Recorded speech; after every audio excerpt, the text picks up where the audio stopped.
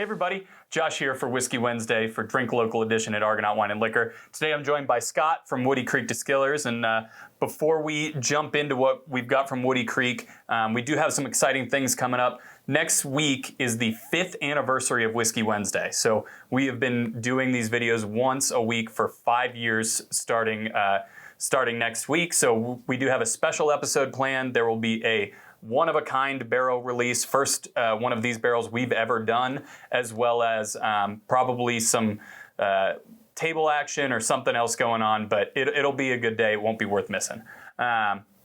So on that, part of what we have going on is the Weller Antique Drawing. So for the Weller Antique Drawing, today is the last day to get your entries in. We'll talk about a whiskey that obviously is included in that drawing, to get entries. We'll start drawing names tomorrow, and calls will probably start going out Friday morning. So just be on the lookout for those. So with that, Scott, take us away. Hi, everybody. Thanks for having me, guys. Of course. Always glad to be here. We've been partners with you guys from when we started our distillery till now, which is 12 years. April 2012 is when we kicked off the distillery.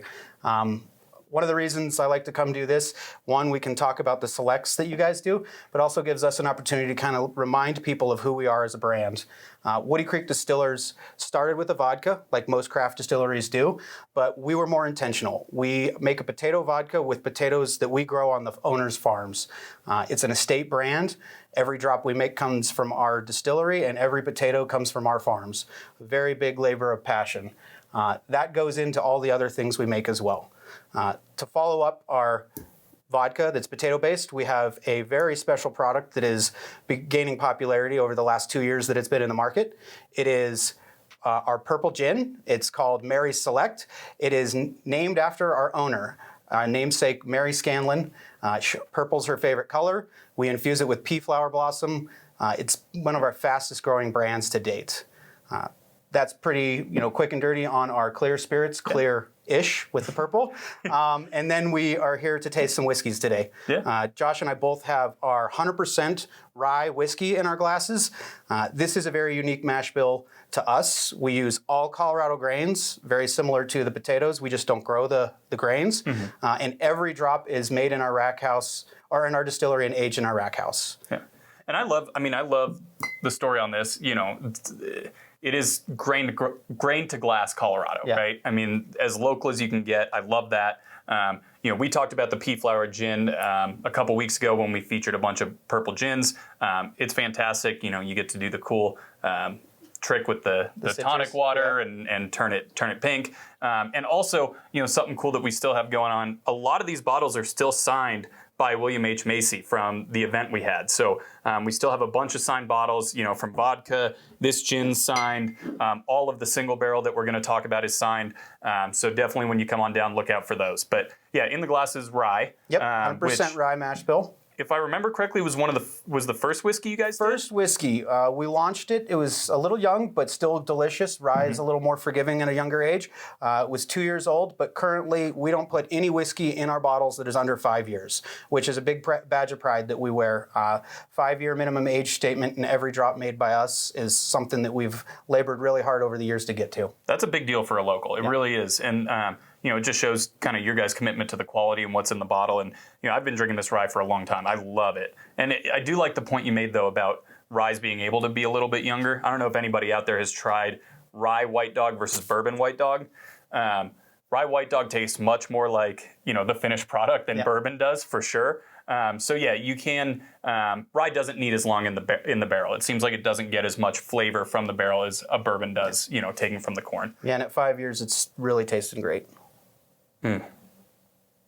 It's got just like a hint of that dill kind of herbaceous note. A lot of people pick up the dill. It's got herbaceous and earthy notes.